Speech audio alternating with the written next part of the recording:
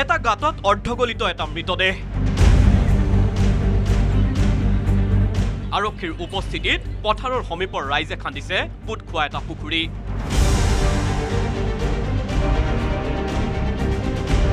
গাঁত খন্দাৰ পাছত ওলোৱা বিদীৰ্ণ দেহাটো দেখি প্ৰত্যক্ষদৰ্শী প্ৰতিজনেই হতবাক।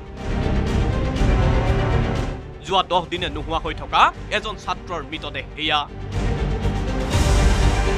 ঘটনা মুকাল মুৱাৰ হাজোৰ বৰ্ণিৰ পৰা নোহোৱা হৈছিল নুৰ জাফৰ আলী নামৰ দ্বাদশ চূড়ান্ত পৰীক্ষা দিয়া এজন ছাত্ৰ।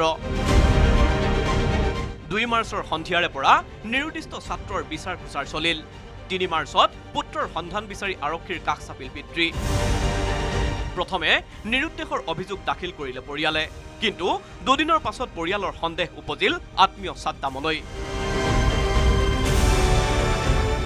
মোৰ ল'ৰাটো 2 তাৰিখে সন্ধানহীন হৈছিল। মই ভাবিছোঁ ছাদ্দামৰ আলী তাৰমানে ল'ৰাটো আটক কৰিছে। তাৰপৰা ল'ৰাটো মই আৰক্ষীৰ ওচৰত প্ৰত্যেক দিনে আহিছোঁ, যাক বিচাৰি পোৱা নাই।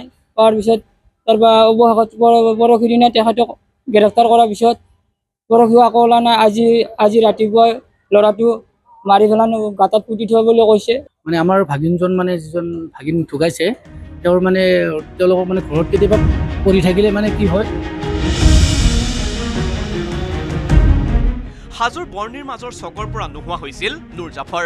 ঘৰৰ পৰা ওলাই যোৱাৰ পাছতেই বন্ধ হৈছিল নুৰ জাফৰৰ ফোন। কাকতালীয়ভাৱে ধৃত ছাদ্দামো নোহোৱা হৈছিল অঞ্চলটোৰ পৰা।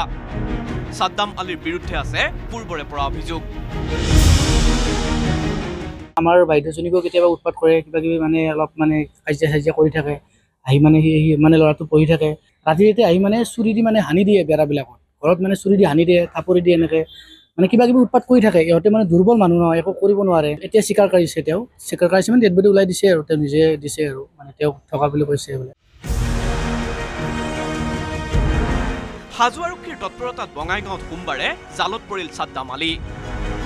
আৰক্ষীৰ বাৰম্বাৰ জেৰাত ছাদ্দামে স্বীকাৰ কৰিলে সম্পৰ্কীয় ভতিজাকক হত্যা কৰাৰ কথা। বুধবাৰে দেখুৱাই দিলে মৃতদেহ পুতি থোৱা এই ঠাইখিনি।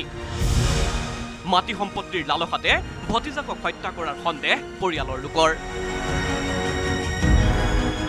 মানে কিবা কিবি উৎপাত কৰি থাকে। ইহঁতে মানে দুৰ্বল মানুহ নহয়, একো কৰিব নোৱাৰে। বিচাৰে কি কিবা বেলেগ বিচাৰিছিল বা কিবা মানে সিমান আৰু আমি নাজানো কিয় কৈছো, কাৰণ তেওঁলোকৰ অলপ মাটি সম্পত্তি কিবা কিবি অলপ আছে।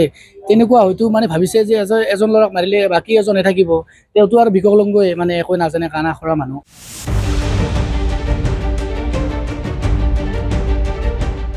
বিদ্যানিকেতন ছিনিয়ৰ ছেকেণ্ডাৰী বিদ্যালয়ৰ উচ্চতৰ মাধ্যমিক বিজ্ঞান শাখাৰ পৰীক্ষাৰ্থী নুৰ জাফৰ আলীৰ মৃতদেহ ওলোৱাৰ লগে লগেই ক্ষোভত ফাটি পৰিল স্থানীয় ৰাইজ।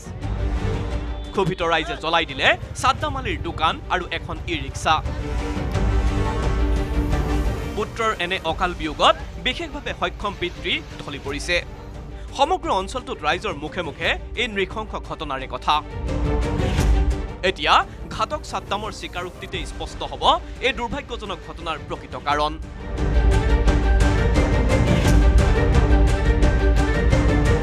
হাজোৰ পৰা ধীৰাজ দাসৰ report, news 18 Assam north east.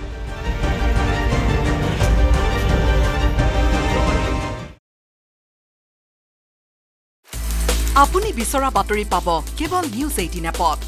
News 18 app download কৰিবলৈ স্কেন কৰক এই QR কোড। গুগল প্লে ষ্টৰতো পাব এই নিউজ 18 এপ।